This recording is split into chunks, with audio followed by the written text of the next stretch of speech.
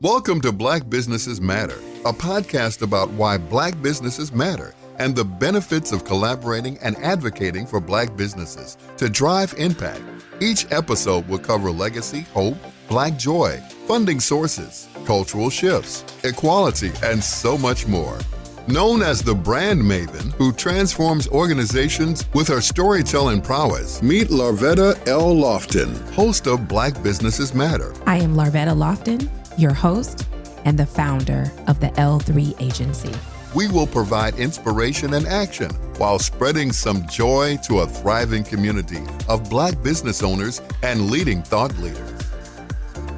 Well, everyone, we are back. Excited about this next season. This season is all about highlighting businesses that help other businesses. And so it's important, and we like to call them B2B. And our reason for highlighting is that we highlight, Black businesses that service Black businesses, but we also highlight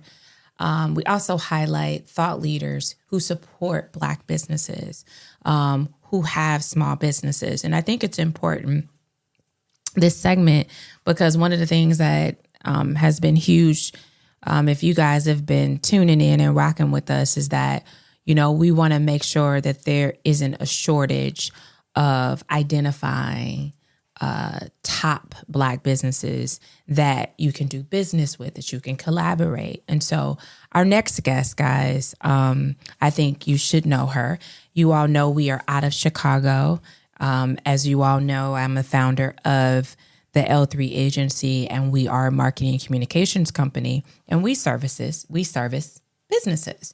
So this right here is kind of going to be my sweet spot, because this is a space that I love to be in. And so our next guest, I love her. She is my sister, literally. And I say that because I've had the opportunity to work alongside of her and really she has helped me to be held accountable to make sure we make money. So that's the part that I love. Is it making money? She could care less about anything. Okay, Larvetta, but is it making money? So our next guest is Abigail Ingram. She holds a JD, is the executive director of the Polsky Exchange at the University of Chicago. Prior to joining UChicago, Abigail launched the first comprehensive Women in Entrepreneurship Institute at Depaul University, which I was a part of, which is how I met Abigail, and led the Institute as its inaugural director for 3 years. Abigail is a practicing attorney licensed in Illinois and has taught graduate and undergraduate courses in entrepreneurship, law, and strategy. She's committed to creating measurable economic empowerment through entrepreneurship and innovation. And she's got some other things we're going to talk about, because I say this, we give bios, we're like, okay, that's a few lines, but if we go a little bit deeper, there's a couple of more paragraphs that we will talk about. But since we have you here to talk about Polsky Exchange, I want to just say welcome to the show. Thank you, Larvetta. And we finally got you, because it took us a while to get you. Took us a while. And so given that, hold on, my cell phone. Well, not for lack of wanting. We're just both very busy ladies. And it's quite funny because I always forget to turn, I never forget to do that. But nevertheless, this is what happens when you run a company, right? And you're also a podcast host. So forgive me for that and give me grace. But Abigail, I want to, before we dig into what we just shared, I just want to know, who is Abigail? Who was Abigail as a little girl? So I always had my head buried in a book. Always. I think I read a book a day since I could read, and still do quite a bit. And what did you read? Novels? Yes. Okay. I read a lot of novels. Okay. Some nonfiction. I like the history. I like getting the background on things. Okay. Was that your favorite subject? History? God, English probably. Yeah. Okay. I did my undergrad and my master's degree in English, but there aren't a lot of jobs for poets out there. So, you got to find some way to apply all that passion and skills. But so, do we have a poet in background as a young Abigail? Oh yeah, I can show you very embarrassing poetry from my high school years if you are so interested. I don't think it's embarrassing. I think it's, at this point, it's like, oh, oh, it's cute. You had big feelings, didn't you? Exactly. I love it. So knowing that, because I think that poetry is a form of expression.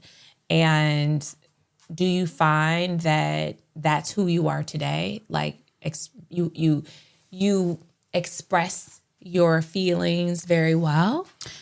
I try to. Okay. I think it's important for a lot of us to have sort of some artistic outlet because our work is so intellectual. Your work is so intellectual. So is mine. Yes. So there's got to be some place that we can just let out the emotion side of it and not just be thinking beings, but make space for the feeling too. Now, do we still write poetry? I do. You do? Yay! Abigail, I didn't know this. See, I told you all there will be more lines to this bio that we'll talk about. So is it for leisure? Do you kind of do things, attend poetry, I don't know, workshops or things like that? I've specifically not made it like an academic practice. Okay. Like even in school, I didn't take poetry classes, writing classes, because I wanted it to be, maybe it's silly, a little more pure. Okay. Just something that was outside of that whole realm of the rest of my world. I can receive that. And doing poetry, did you ever do anything like you know how we go to these poetry readings? Did you ever do any poetry readings? Certainly not. Certainly not. Mm-hmm. Okay, so your public poetry sharing is not. Yeah. Okay, so poetry was kind of your intimate side. Exactly. Okay, that's fair. It's a form of expression from an intimacy standpoint. And I think it's important because we're talking about B2B that you're right. We have to have some kind of outlet that's not driven by KPIs and numbers and because that is who you are. I do love them. And so understanding that. So fast forward, becoming a JD. And now where are you originally from? The suburbs of Chicago. That's right, the suburbs of South, North? West. Yeah. Okay. I was out in Denver for about 4 years. That's where my first business was. But other than that, I've been in Chicagoland. I'm happy to hear that because oftentimes we've had people from all over, but the fact that we have someone that is, born and raised in the Chicagoland area, that's pretty huge. So tell me this, Polsky, let's talk about what Polsky is. Why is it important? Because it is on the south side of Chicago. Guys, I would love to tell you all that I'm a member. Actually have been a member, and it just kind of go back and forth before it was the Polsky Exchange, and it has been very helpful. And most people don't even know about it. So I would love for you to tell people, what is it? Because I think when the problem is, and this is, because I am, in the world of branding, right? I don't think people get the Polsky. It's a disconnect there, because it doesn't have the entrepreneurship tag to it, right? So I don't know that people understand it. So I want you to express yourself around what the Polsky Exchange is. Absolutely. The Polsky Center is, I want to say, a huge organization. It's 65 staff members. Mm-hmm. The Polsky Exchange is one of 4 big pieces. So the Polsky Exchange is where all of the community-facing entrepreneurship initiatives live at the University of Chicago. Okay. So the Polsky Center is doing a ton of functions. Okay. Handles tech transfer and commercialization. So basically finding what researchers are working on in their labs and then bringing that to the market to improve human life. There's a deep tech side, which is really industry specific, things like AI and climate science and those types of things. There's the whole booth side, which is where the MBA students get their experiential learning. And then there's the piece that I run. So we are the community facing side of Polsky. And based on the community side facing, who do you all primarily target? We have a 9 neighborhood service area on the south side of Chicago. So it's basically Hyde Park and the surrounding neighborhoods. And that's Hyde Park, Chatham. Yeah, I can give you the full list. Yes. I always forget one. That's okay. So that's all right. Because guys, I think it's important that we highlight these things because oftentimes, right, we believe that because it's in one neighborhood that it's just for that neighborhood. So it's important that we highlight it. But here's the thing, if it's not in your neighborhood or it's nowhere you need, doesn't mean that you can't come either. Absolutely. It's a focus area, not a hard geographical boundary. So thanks for bringing that point up. That's because we get lost in that. And I think part of it, Abigail, is just because Chicago is segregated. I don't think it has anything to do, it's just the way that this city was made up is so segregated. So we believe like you can't, if you live in one community, you can't go to that next community. And I hate that. And so I think we have to break some of those things down and break them into pieces to get people to understand that we can have an inclusive business that targets and focuses, may focus in a community, but is open to all. That's a great point. And I like the hyper-local focus of a lot of our small businesses.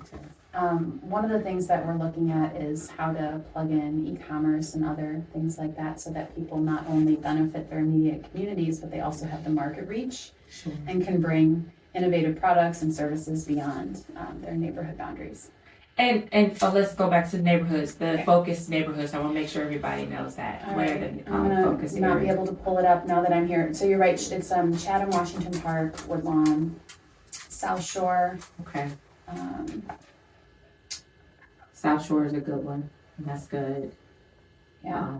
Is it Auburn, Gresham? No. That's all right. I will find it for you. Okay, we'll find. Well, so here's what I want folks to understand is that if you're living in the Chicagoland area, you're looking for a space that you want to meet, collaborate, get out of your house and want to meet others. I think it is that space. And so if you're in those areas, obviously it's a short drive. If you're not in those areas, hop on the train, Metro. It's right there. And it's right there at 1452 East 53rd Street. I know this, guys, because I'm a member, so I just want you all to know that that's part of it. But I wanted to make sure that people understand the focus areas of Polsky. And some of those offerings, you also have the lab, the Fab Lab, correct? So can you describe what is a Fab Lab? Sure. So there's 8 maker spaces on the University of Chicago campus. So we have one of them. Okay. So the idea is basically, if you have a physical product idea, how can we help you turn it into something that exists in the world? So 3D printers, laser cutters, a wood shop, those types of things. Nice. We're really speaking with other, we have so many great business service organizations on the South Side and chambers of commerce. Yes. So there's a couple folks who are working on building out their own maker spaces too, because it's just a great thing to have. Sometimes it's as simple as like a vinyl cutter to make signage for the window of a business. And sometimes it's a medical device that a community member wants to bring, into existence. And I mean, we have an example like that. Melody Roberts of Live Labs, I'll shout her out. Okay. Came to our Fab Lab, and then, again, there's many others, but came to ours and did her prototyping and went on to Y Combinator, and it's raised millions of dollars, and it's just incredible to see people, because product ideas, I mean, I feel like I have them every once in a while at least. It's not something super uncommon. What's uncommon is the expertise and the equipment to turn it into something that actually exists, and then that knowledge to get into the manufacturing phase. So really important. It kind of comes back to our whole thesis, which is everybody loses if we're not making sure that everybody is properly resourced, because you're going to have an idea that I'm not going to have. Correct. And the world is going to be better if your idea comes into being. So how can we provide the resources so that happens? That's awesome. Abigail, you and I talk about this quite frequently, and I do want to talk about access, right? It is a passion of yours, and I do want people to understand your passion to access, because oftentimes we think that access comes from someone that looks like us too, but when it comes from someone who doesn't, I think it's either you're either passionate or you're repaid. I think it's one or the other, right? Or it could be both, right? And I'm okay with that too, because there's nothing wrong with being paid for what you're passionate about. I don't think there's anything wrong with that, right? Exactly. And I think you, to me, represent that. So I would love to get your perspective on, access and how important access is, especially for Black business and marginalized communities who, let's just say overall, historically, didn't have it. Yeah, I mean, what we're talking about, I think, is centuries of disinvestment in African American communities. And so when there's gaps in access, whether it's to school systems, knowledge to get into high-paid industries, the types of programming that's available in historically white areas, it's something that needs to be corrected. When we're talking about employment, it also needs to be corrected when we're talking about entrepreneurship. So a lot of times this looks like resources. So knowledge is one thing, and there's plenty of training opportunities for entrepreneurs. There's over 140 business service organizations in the city of Chicago who are training entrepreneurs on how to do their finances and their marketing and all types of business functions. So those things have to happen. I mean, until you have a business, until you have to raise capital or go get a bank loan, you don't know how to do any of those things. How could you? You only learn by doing it. Sure. So that training piece is essential. But what we need more of are the resources that we know are going to make people successful. And a lot of times that's money. Yeah. A lot of times it's just not the knowledge around the technical assistance for a business, but the life cycle of a business. And sometimes a lot of the research shows us, especially for women entrepreneurs, I hate to say it, the call is coming from inside the house. Yep. So the opportunity horizon that we see, how big our business could be, the fact that we could even start a business, how much we deserve to be paid by our business, all of those things can be self-limiting a lot of times. So I like to think about, when we think about access, what in my mind am I preventing from my own success? And then what are the external factors that are preventing my success? Because both of those things need to be dealt with. As far as resources go, we've built a lot of resources, and no one has perfectly figured this out, or we wouldn't be having this discussion. So this is a series of hypotheses that are being tested. So one thing that I've done is every grant that I write to offer programming and this type of training to entrepreneurs, now I'm writing in, it has to come with money. Wait, let's just pause there, Abigail, because I think that's huge. It has to come with money, meaning that the businesses benefit. Oh, that's incredible. So we have one program we've been running at Polsky since well before my time there, since 2017. The Small Business Growth Program. Yes. Everybody who goes through it has a team of consultants made up of MBA students, a local coach, and then faculty supervision to make sure everything is legitimate, all of the growth plans that are being designed with the business owner, of course, for their business make sense and are reasonable. We've built in $5,000 for every person who goes through that program because it's one thing to offer advice, a growth plan. It's another thing to say, here's the plan and here's some funds to at least get it started, to start to offset. And we've also asked that those consulting teams give us what's the free option? What's the $5,000 option? And then what's the blow it out, the dream option? And that way the business owner can choose. And I think, and I say this because I certainly have benefited, I think that one of the things that I will say that is also having you as an advocate, because I think that's the other part that small businesses and Black businesses don't have is an advocate, right? Someone that says, I think you're a solid business. I'm going to connect you to this. That is probably very limiting in a lot of ways because you really sometimes are just like, okay, I know I got this business, but can it really grow? Can it really? And then someone else telling you that, you know what, it can. And I'm going to advocate for you. I'm going to connect you here. I'm going to provide you with some resources. I believe that when there is money associated to a certain degree, it creates a level of value for the business owner to say, wow, they think I'm pretty valuable. You don't really think you're valuable. You just built a business because you were pushed out, right? You were laid off, or perhaps you were underemployed, whatever that may. Most of that research shows that that's the reasons for most Black businesses are started. It's not because we had all the money in the world or that we were trust funds. It was like, you know what? Oh my gosh. So they fired me or they laid me off. And so now I've got to figure out how I'm going to provide for my family.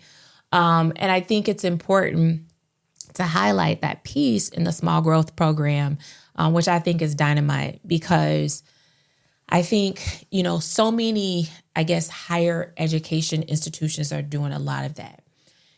As we look at that, and we're in, obviously in 2024, when we think of that, do you see more of that coming down the pipeline? More and more. Okay. 100%.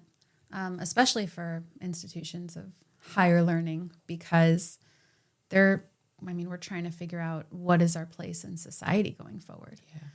Pre-internet, all of the knowledge and the books and everything, they were concentrated in certain areas. Yeah. The people who knew the things were the faculty at the universities. Mm-hmm. And then the internet came and democratized access to information. So a lot of universities are in crisis. We keep hearing about this in terms of, funding and enrollment and all those types of things. I am lucky to be at an eminent research institution. Yep.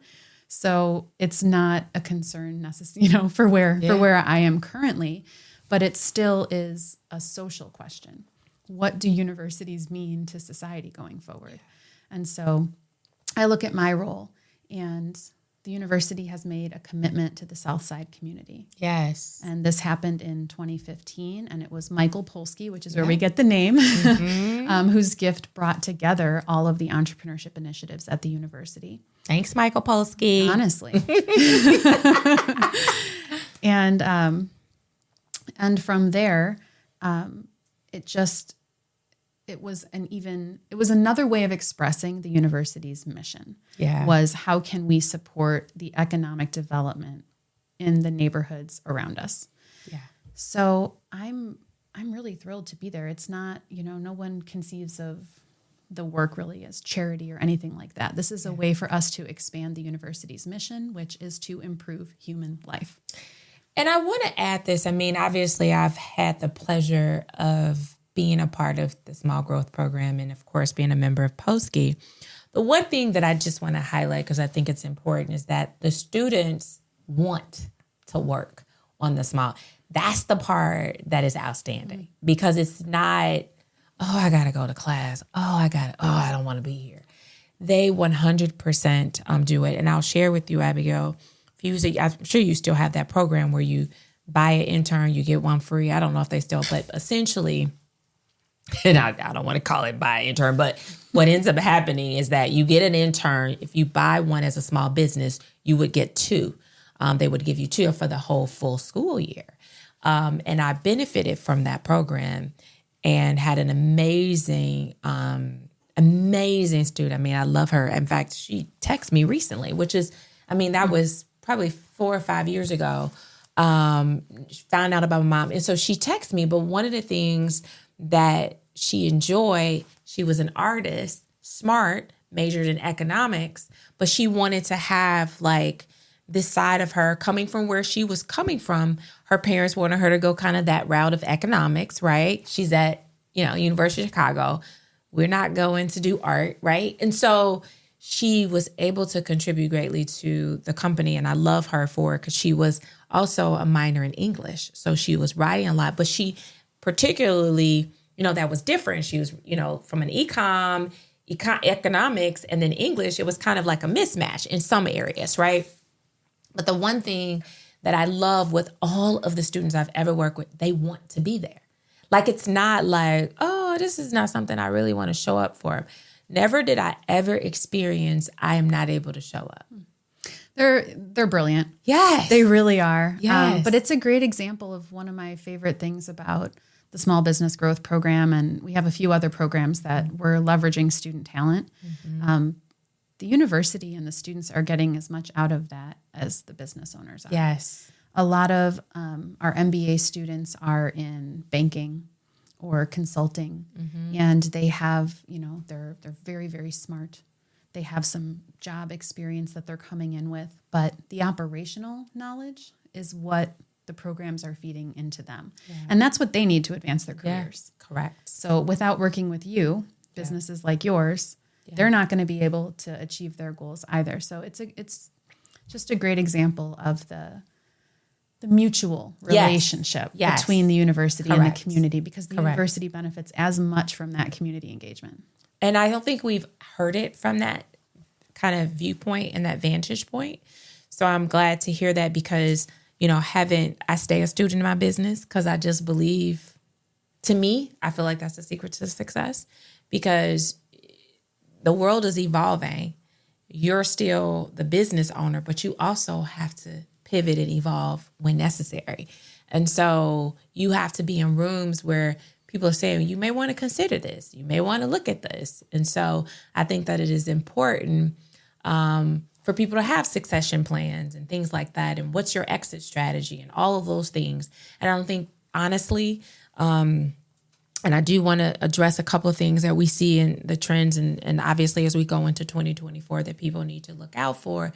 But I think that we don't understand, like, we start the business and we don't understand, like, where does it go? Like, where's the legacy? Is it stop here, or does it continue to go on? And I don't think, honestly, we knew that was a possible. I think that's what it is. We didn't know that was possible because we didn't know anyone that said, oh, okay. We know it from the vantage point from Chicago, Johnson Publishing Company, Soft Sheen. We know, but those seem so big in that. So we don't know if that, and I will remember famous Amos cookies, that became a national brand, right? But those were some of those that you were just kind of like, I'm not going to be that. But where am I in the middle?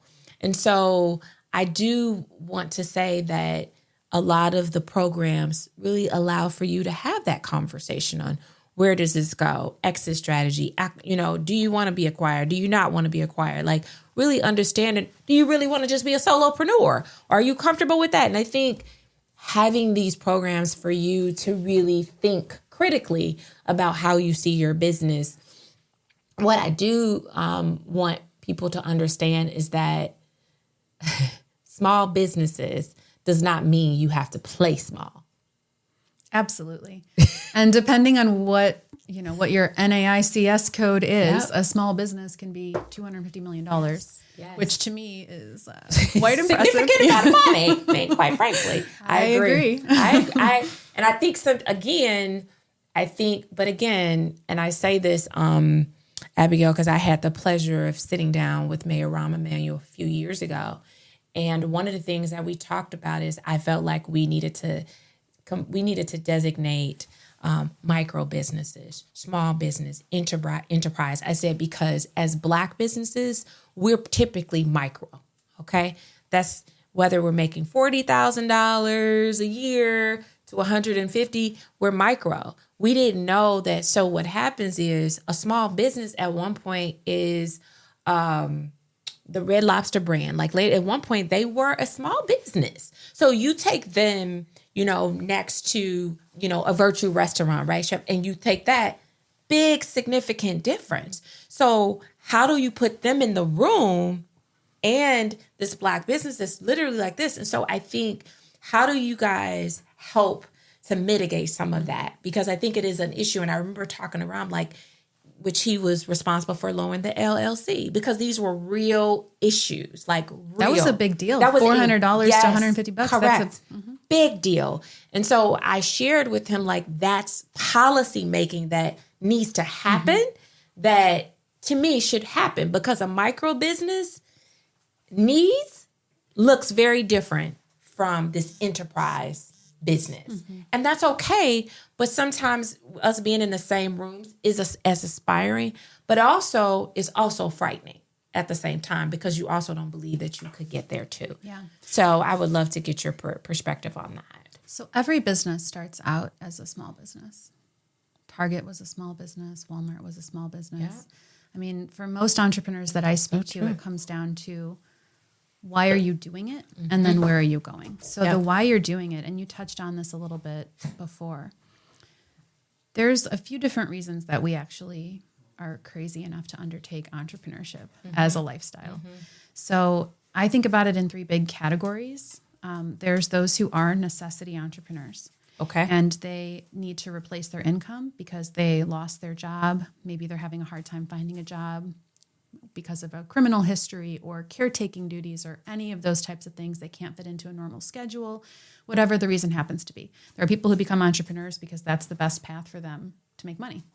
Correct. There's people who are opportunity entrepreneurs. So these are folks who maybe have the capital and are looking for the opportunity. Bitcoin.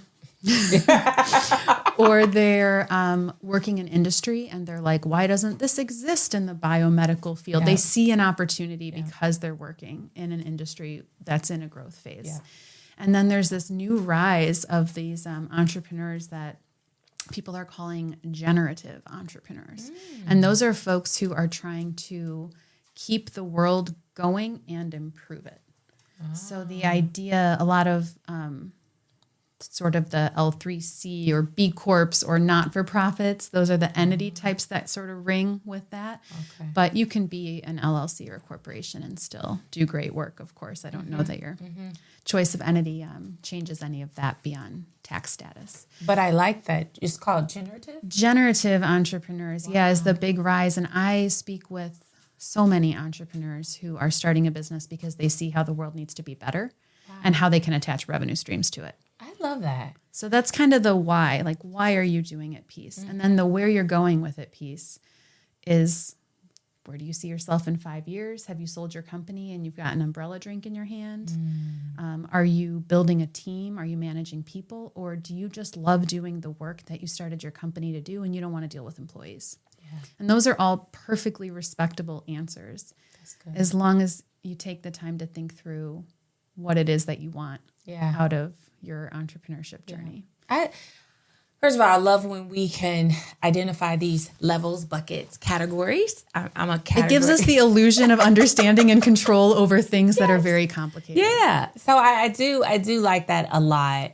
I mean, because when we think about it, I think it's parallel to like marginalized communities, right? There's one community that's marginalized that's based on economics, but it's another one that could be something completely different from a resource. Like, it's all different. And I think we can, which is why I say the world is very unique. No one person is alike and no one business is alike. I'm a firm believer that.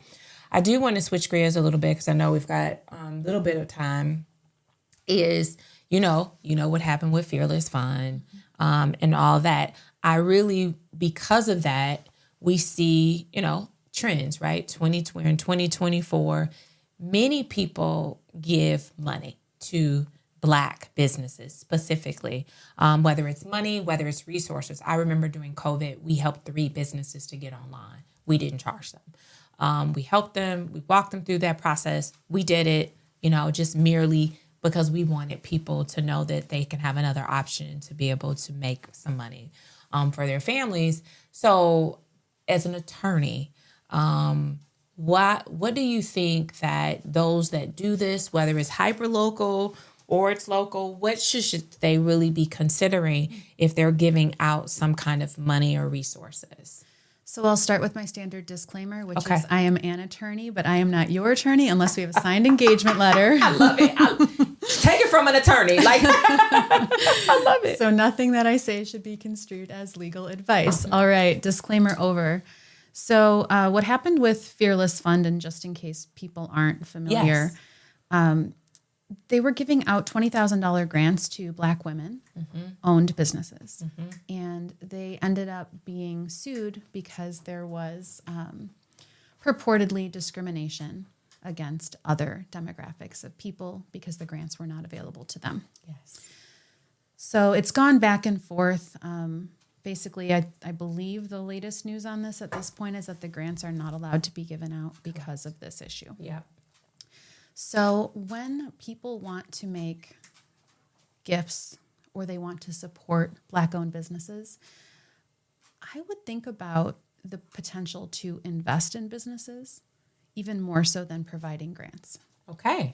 Now, I know that a lot of people do not want to give up even a 5% equity stake in their business. And if that's a position, I'm not going to convince you otherwise. Sure. But, as Jay-Z and so many other people have said, like, do you want to own 100% of something worth $100,000 or do you want to own 10% of something worth $1 billion? That's right. That's right. So if we think about what growth capital might get us, I always encourage people just think about what taking on an investor would mean. So it means money, which is the same thing that a grant gets you. It means giving up some equity, which some people don't like, but it also means you have somebody else who is invested not only with, financially, but they want to see their money turn into more money. Because if your business folds, they get nothing.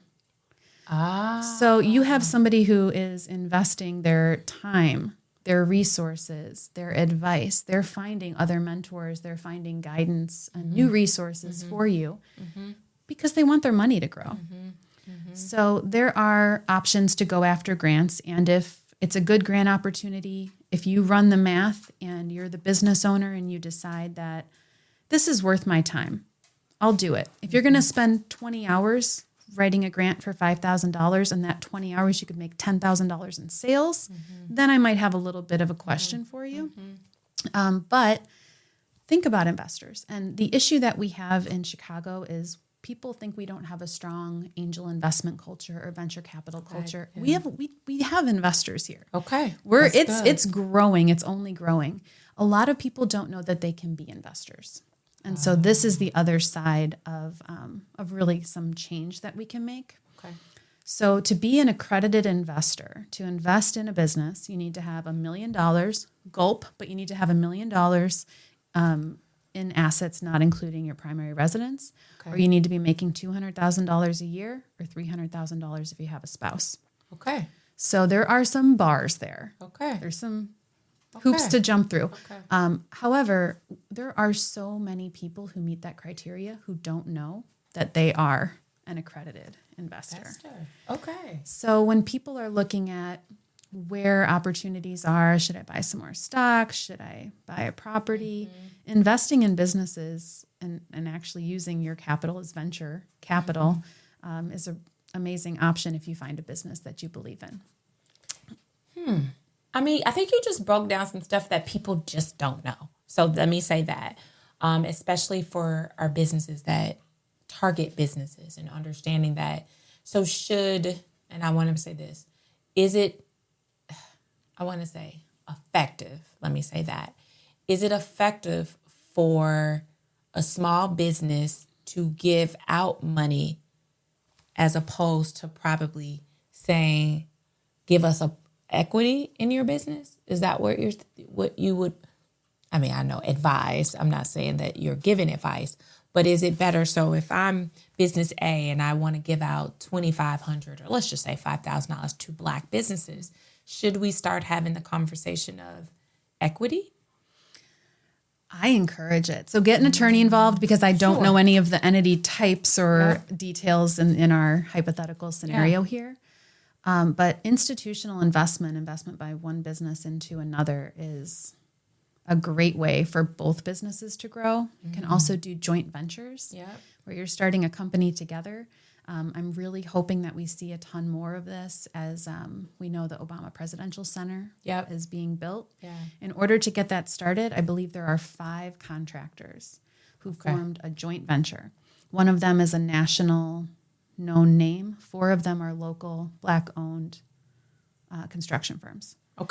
And so in order to get that built, all of them came together and said, none of us can do this or should do this alone. How can we combine and be stronger together? And this is, again, something that I think is hard for a lot of business owners because the lone wolf entrepreneur mindset is real.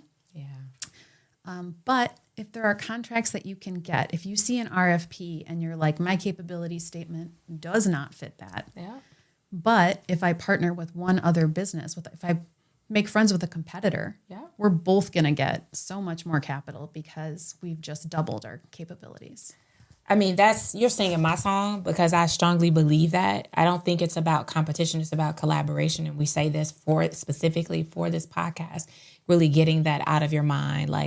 Because at the end of the day, having worked with big brands like McDonald's and Toyota, these big brands, believe it or not, most of the people they do business with were competitors, or they were connected to a competitor. So take it or leave it. But if you go real deep down, just like the whole Amazon and Walmart, they were working together, guys. They're working together. So whether you like it or not, that's what they were doing, and they were competitors, right? So sometimes we don't understand that That's from a big brand standpoint. But understanding, I remember, when I did work with McDonald's, their biggest vendor was Coca-Cola. Wasn't their burgers. Biggest vendor was Coke. So ultimately, right, they didn't make the burgers. They didn't make the beverages. They just went over to Coke and said, Coke, we want to supply all the beverages, right? So we have to understand that we could have one portion of it and outsource all the rest of that. So I think from that and collaborate with those other entities to really build something that could be larger. We ask this question for every guest as we build is, why do Black businesses matter? The world really misses out if Black businesses can't grow and scale. It does. Oh, that's beautiful. The innovations, the services, the products. We need to be resourcing Black businesses so that they can grow. And a lot of that is going to be that capital piece. And some of it's just going to be guidance, mentorship, listening to you, honestly, Larvetta, and your experiences. Because the world's a better place when we have those voices in the space. And I receive that because I do believe it is a better place. I mean, honestly, I'm not just saying that. And I think it's important that we ask that question to everyone because everyone gives us a different answer. And it's important because that's where you have to say that we're all unique, right? While we all service businesses. The other question I wanted to ask you, because I do see it as a mismatch, I think that services, and you and I have talked about this, I don't think that professional services get the love and they don't get the grants. Let's start there. They don't. And I think that that's something I hope in the future, like when you think about equity, like a restaurant cannot work without an attorney, without marketing, without accounting. But those businesses going after grants as a company, we probably don't. I probably apply for a bunch, but we seldom get them. And so I think from that standpoint, it's important. So I just want to say from that, just from your vantage point, do you see that growing for professional services? So when we're talking about grants, we're usually talking about government or private foundations, whether those are corporate foundations or family foundations or something like that. And so each of those has their own thesis around what they want their philanthropy to be able to do. Okay. So when we look at City of Chicago grants, we see a lot of them are very real estate focused. Yes. The City of Chicago is interested in having thriving commercial corridors. You need real estate for that. So they want to make their funds available so that people who want to open brick and mortar stores, which professional services often don't totally need in order to execute. They want the spaces that are existing to be rehabbed and inviting and safe and beautiful and all those kinds of things. So we can go, funder by funder and look at what are their priorities, what change are they trying to make in their sphere of influence. Mm-hmm. And it's a little more difficult to find those professional services grants because the overhead is low. Yeah. For professional services, you need to know what your service is. Are you developing websites? Yep. Are you an attorney? Are you an accountant, bookkeeping? Whatever that business need is that people don't want to have to learn how to do themselves. What do you do? Or I should say, what you do better than business owners can do for themselves. Correct. And then it's just, we have yet to find, at least I have yet to find a strong funding source because it's certainly, venture capital is interested in scale. Mm-hmm. And the beauty of professional services is that they're dependent on humans. Yeah. Yeah. So ChatGPT can come for us if they want to, Correct. But they're not going to be able to have the human piece. Correct. And I think that that's the thing because most professional services typically have a higher number of employees. Mm-hmm. So I think there's benefit. And the other part about it is that professional services technically is recession proof in a lot of ways. Mm-hmm. And we don't understand that value. And I can only say that because I remember during COVID, how many people were reaching out to purchase ours because it was recession proof, right? Like this, we're not going away from marketing, of course, from that standpoint. So I think that I hope, and I say that as you sit in the seat, that there is just more love for more professional service opportunities. Again, and I will never say or, I just say and. Because that doesn't mean I want to take away from what's, what else is being given. It's not a zero-sum game. It's just not. It's not. So we're thinking about this a few ways at the Polsky Exchange. So we put together a professional services list. Yes. And we ask business owners who want to be on our referral list to give us 2 people who have worked with them. So they have 2 referrals. We follow up with those people and find out, was this person good to work with? What was the experience like? That's excellent. We do remove people when people don't have good experiences. And so we want to have a robust list of those professional services providers, knowing that the investment likelihood, I won't say impossible because I don't want to discourage anybody, but it's pretty low. Yep. Your energy as a professional services provider is not best spent creating a venture capital pitch deck. And it might not be best spent going after a grant, but it's definitely well spent identifying your niche, and exactly who you want to serve, and then going after that.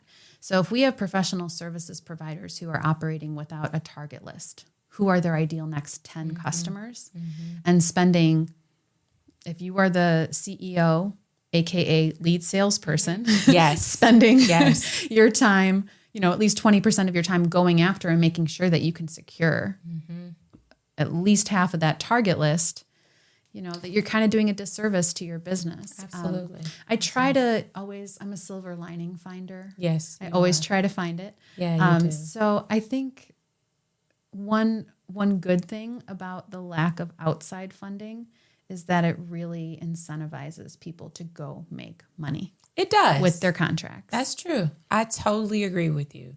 And it also incentivized with more collaborations, to your point. 100%. Because literally, Abigail just got almost like a real estate company that just reached out. They want to talk to me to talk about us going after RFPs and collaborating. Normally, I probably would be like, now, because I've benefited from Ivy League education as resources, that I see the benefit of that. They obviously reached out to me, right? And so let's talk. Let's have a conversation. So I think those are the opportunities that I think professional services do have, is that opportunity to collaborate. They offer it, but that's not their sweet spot, right? We can do real, but that's not our sweet spot, so understanding that, and I love, and really understand your niche around that, because I think that is important. Like, all marketing companies are not all the same.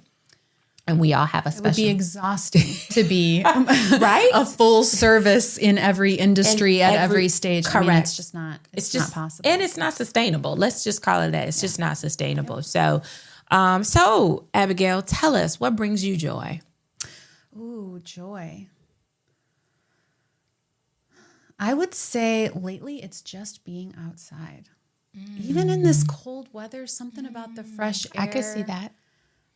Just stepping out from behind a screen for a little bit and finding a minute of peace. I've been getting up before the sun rises and just kind of watching the sky go from black to blue. Oh, and beautiful. It's very centering, I'll say. I'll take that. And I'll take it because we are now in a studio, and we were originally inside recording at home. And so that was kind of the reason we wanted people to get out, take a breath of fresh air, come into a studio. Like, we really wanted, even though, again, virtual is still amazing, still an option, right? But we were intentional with that and making sure people can kind of get out, kind of experience a little bit of nature, and then come at, because that's most of us who are leading businesses or leading organizations and things, we're not always doing that. And so that was important. So I'm glad that you mentioned that as joy. Well, it's a mindset switch. Yeah. So I appreciate you for bringing me out of my normal bubble. We all have bubbles. And it's okay. Guys, I just want to say this has just been such a joy to have my dear sister Abigail here to really talk about the work that she's doing at Polsky. And again, guys, I want to, right now, Abigail, I just want you to provide the the website for people who want to learn more about Polsky? Yeah. So you can just Google Polsky Exchange is the quickest way to get there. If you go to polsky.uchicago.edu, you can click over to the exchange. There's a little option where it says info for, and community members is on that list. So we are accepting members. We are not charging for membership. No cost. True story. So one of, especially for your professional services providers, listeners, was a lot of S's.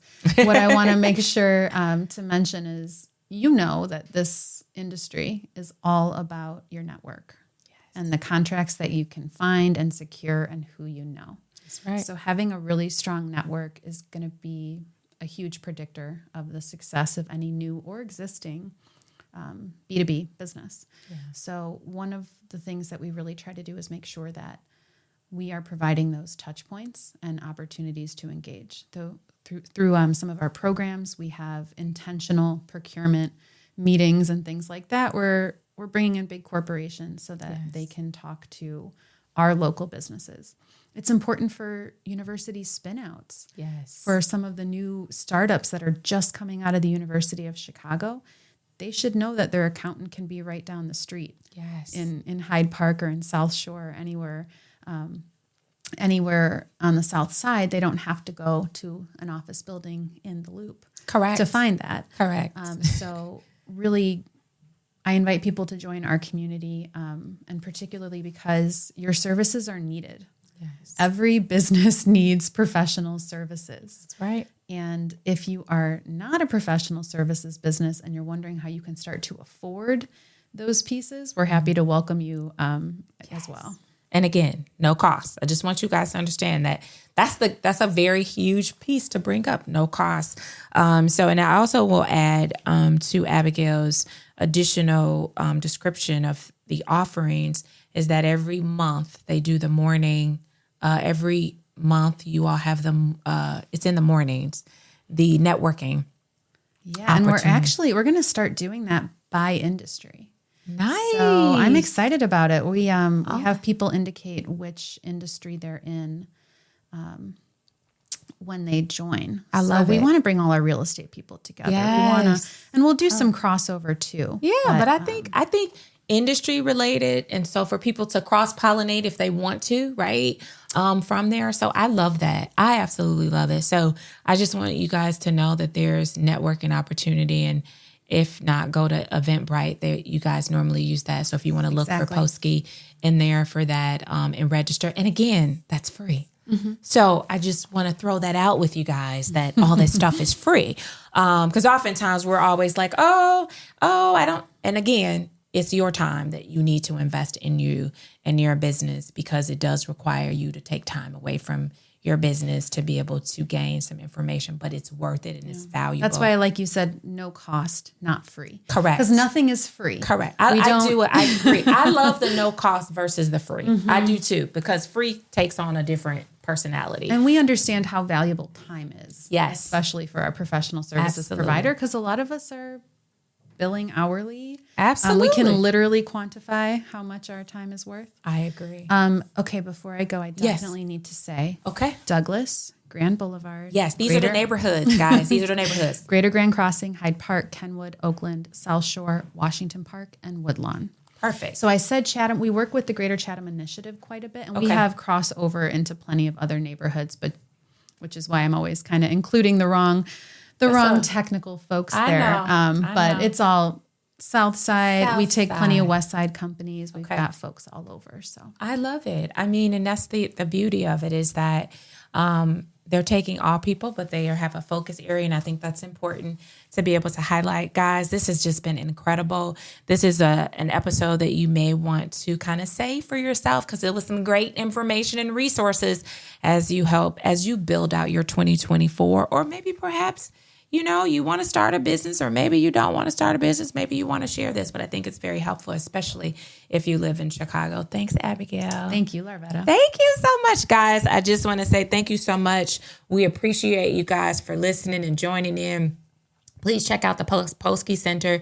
They are on social, Instagram, and all of your social channels. So feel free to learn more about them, connect with them, go to the website. And again, like I always said, no cost to you if you want to participate. All right, guys, thank you all for tuning in for another episode of Black Businesses Matter. The Black Businesses Matter podcast is produced by the L3 Agency, a culturally sensitive influencer, marketing, and communications firm in Chicago, where relationships are our currency, passion is our profit maker, and people are our bottom line. Follow us on Instagram at Black Businesses Matter.